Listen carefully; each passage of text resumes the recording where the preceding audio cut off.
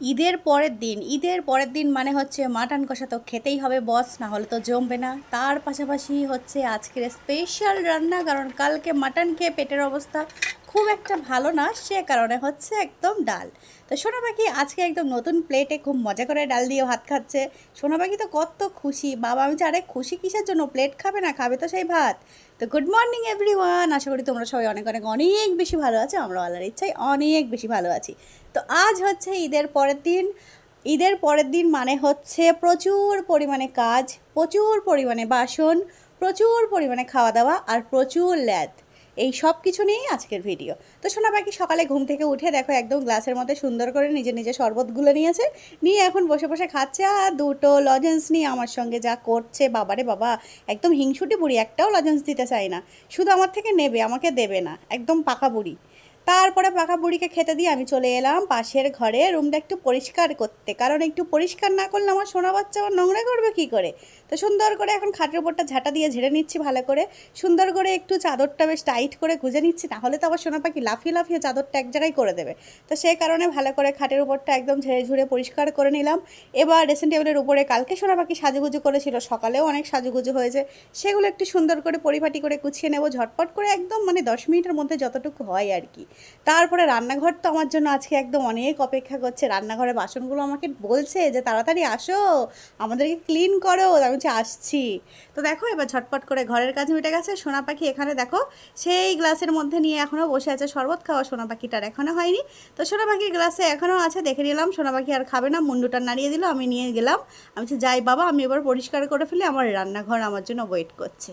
আর এই হচ্ছে সেই ভয়ানক সিন যেটা আমি প্রচুর ভয় পাই, আমার বেসিনের উপর দেখো প্রচুর বাসনপত্র জমে গেছে, মাথা পুরো খারাপ।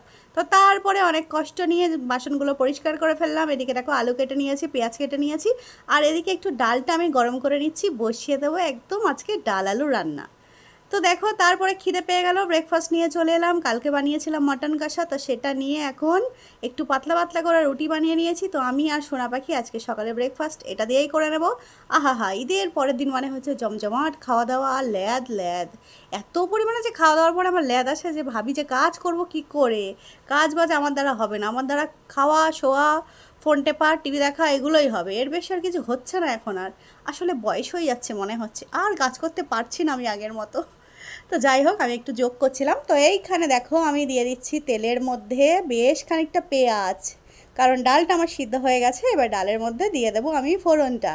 তো ফোড়নের মধ্যে বেশি কিছু অ্যাড করছি না, সমস্ত গুঁড়ো মশলা লবণ হলুদ জিরে গুঁড়ো ধনে গুঁড়ো আর একটু সামান্য লঙ্কা গুঁড়ো দিয়েছি, দেওয়ার পর পেঁয়াজটা দেখো একদম রেড রেড হয়ে গেছে, এবার দিয়ে দিলাম আমি ডালের উপরে, ব্যাস চড়বড় চড়বড় করে উঠলো, এরকম একটা সাউন্ড দিল, তো ভালো করে বুঝে গেলাম বেশ সুন্দর ফোড়নটা দেওয়া হয়েছে, একদম রান্নাঘর পুরো ডালের গন্ধে মৌ মৌ করছে, এরকম একটা অবস্থা।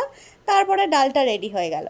তো অফ ক্যামেরাতে আমরা আজকে দুপুরে লাঞ্চ করেছি, বিকজ কারেন্ট অফ ছিল, প্রচণ্ড গরম হচ্ছিল, সেই কারণে আর ক্লিপটা নিতে পারিনি। তারপরে চলে এলাম সোজাসুজি রাতের ডিনারে, তো রাতে আমি করেছিলাম রুটি আর ছিল আমার স্পেশাল ডাল আর আলু, যেটা আমি অনেক মজা করে করে খাচ্ছি, আর না খেয়ে কী করবো, কালকে তো মাটন খেয়ে পুরো অবস্থা খারাপ হয়ে গেছে। তো এখন একটু পেটটাকে হালকা করে ঠান্ডা করে নিই, তো কাল থেকে আবারও দেখা যাবে। তো দেখো এখন আমি সুন্দর করে ডিনার করে নিচ্ছি, সোনা পাখি আজকে আবার ঘুম থেকে করে একটু পড়তে বসেছিল, আমি তো পুরো অবাক, ঈদের পরের দিন কে পড়তে বসে, বাবা কি ভালো মেয়ে, পড়তে বসে খাতা ছিটছিল। তো তারপরে সোনা পাখি রাতের ডিনার করছে, এখানে নতুন প্লেট পেয়ে মাথা তো পুরো খারাপ, নতুন প্লেটে ডাল দিয়ে কত মজা করে খাচ্ছে, আর বলছে এগুলো ফাঁকা কেন মাম্মাম, এখানে কিছু দাওনি কেন, বা আপা পুরো কুটনি বুড়ি, বলছে এগুলো ফাঁকা কেন, এখানে দিতে পারো না কিছু। তো চলো আজকের ভিডিওটা এখানেই শেষ করছি, আজকের মিনি ব্লগ কেমন লাগলো অবশ্যই লাইক কমেন্টের মাধ্যমে জানিও, দেখা হবে তোমাদের সঙ্গে নেক্সট ভিডিওতে, সবাই ভালো থেকো সুস্থ থেকো, আল্লাহ হাফেজ।